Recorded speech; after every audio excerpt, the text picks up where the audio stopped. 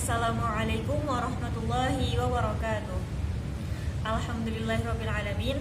Assalatu wassalamu ala ashrafil anbiya'i wal mursalin Sayyidina wa maulana Muhammadin wa ala alihi wa ashabihi ajma'in, amma ba'du. Sebelum kita memulai pembelajaran pada hari ini, marilah kita sama-sama membaca Ummul Quran Surah Al-Fatihah. A'udzu billahi minasyaitonir rajim. Bismillahirrahmanirrahim. Alhamdulillahirrabbilalamin. Arrahmanirrahim. Maliki yaumiddin. Iyyaka na'budu wa iyyaka nasta'in. Ihdinas siratal mustaqim. Siratal ladzina an'amta 'alaihim ghairil maghdubi 'alaihim waladdallin. Semoga dengan kita membaca surah Al-Fatihah tadi dapat membawa keberkahan untuk kita semua. Amin ya rabbal alamin. Bagaimana kabar kalian pada hari ini adik-adik? Semoga kalian dalam keadaan sehat walafiat dan selalu dalam lindungan Allah Subhanahu wa taala. Amin ya rabbal alamin. Kalian masih ingat tidak pembelajaran kita pada minggu lalu? Tepatnya itu pada video pembelajaran minggu lalu. Masih ingat tidak ya? Hari ini kita akan mengulang sedikit pembahasan tentang minggu lalu. Pada minggu lalu kan kita telah mempelajari tentang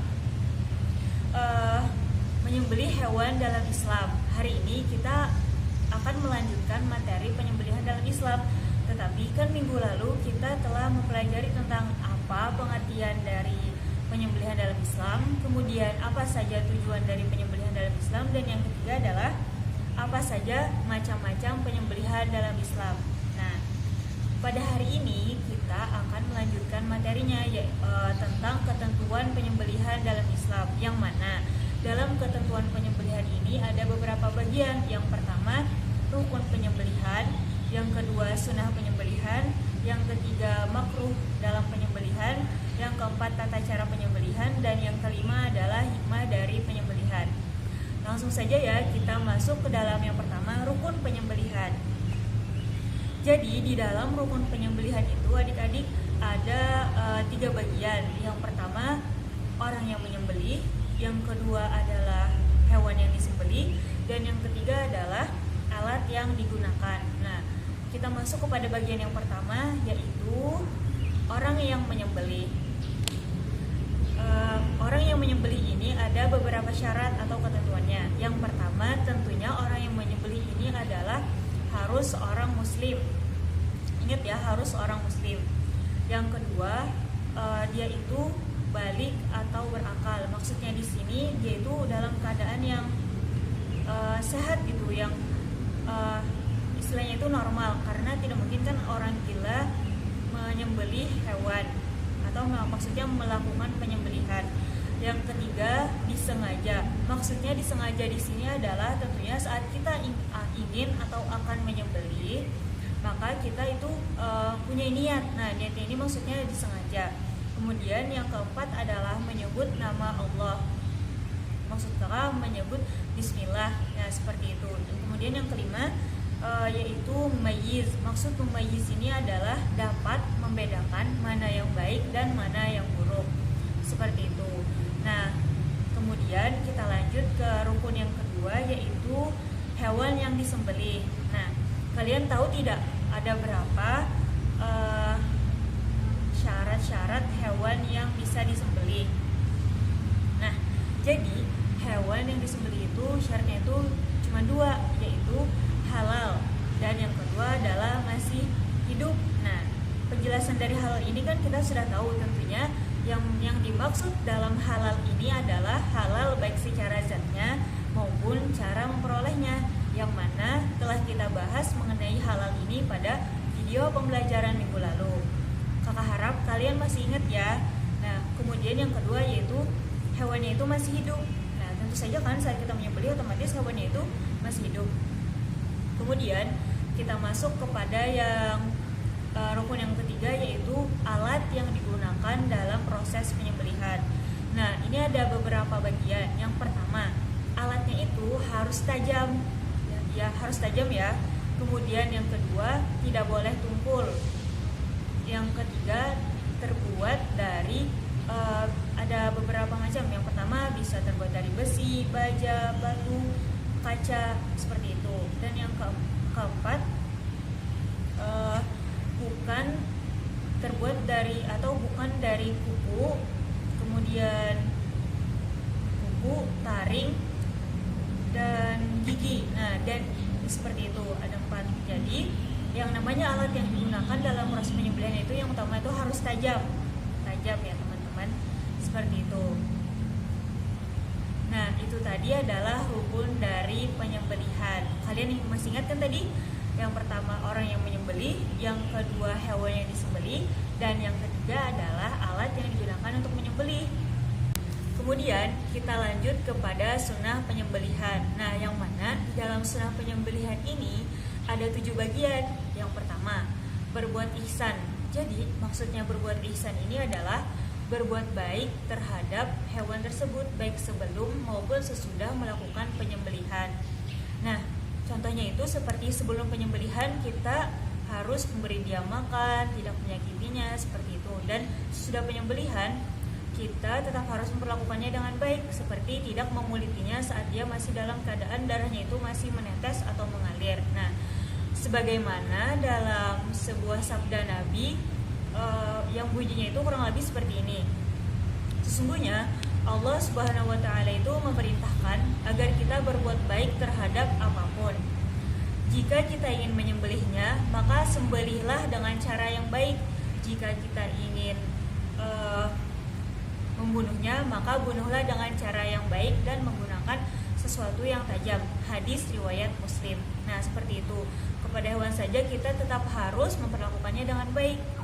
Kemudian lanjut kepada yang kedua, yaitu memotong 2 urat kanan dan kiri si hewan tadi agar mempercepat kematiannya. Yang ketiga adalah jika si hewan tersebut mempunyai leher yang panjang, seperti misalnya unta, maka kita memotongnya di leher, di pangkal lehernya ini, seperti itu, agar dia juga cepat mati. Kemudian yang keempat yaitu menggulingkan si hewan tadi dengan perlahan, kemudian dengan tumpuan rusuk kiri, dengan tumpuan rusuk kiri badannya, lalu kita arahkan ke hadapan kiblat. Maksud kakak ke arah kiblat. Nah, seperti itu. Kemudian mempercepat proses penyembelihan.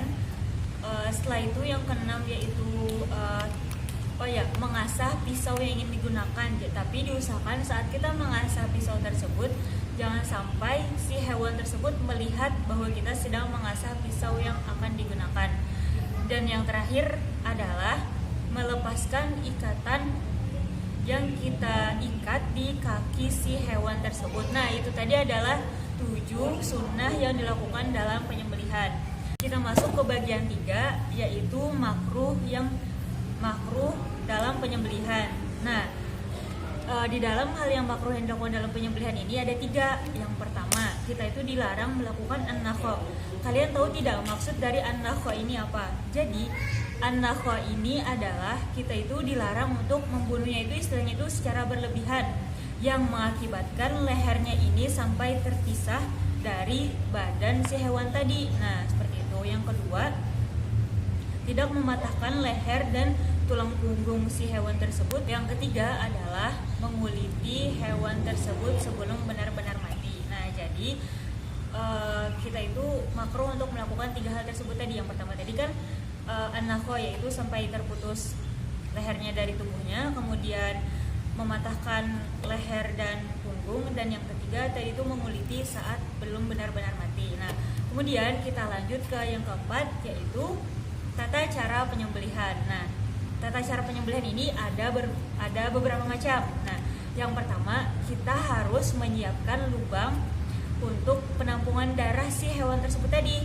Yang kedua, kita harus menyiapkan segala alat-alat yang digunakan dalam proses penyembelihan, seperti misalnya pisau, kemudian tali atau terpal, biasanya kan digunakan seperti itu. Nah, setelah itu kita baringkan, tadi kan hewannya itu maksud kakak, hewannya kita baringkan dan menghadap kiblat dengan tumpuan rusuk kiri badannya.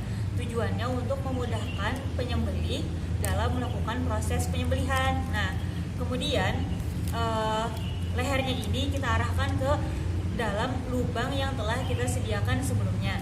setelah itu kita pegang atau lebih mudahnya itu kita ikat kaki hewan tersebut agar mudah untuk dilakukan dalam proses penyembelihan. Nah, seperti itu.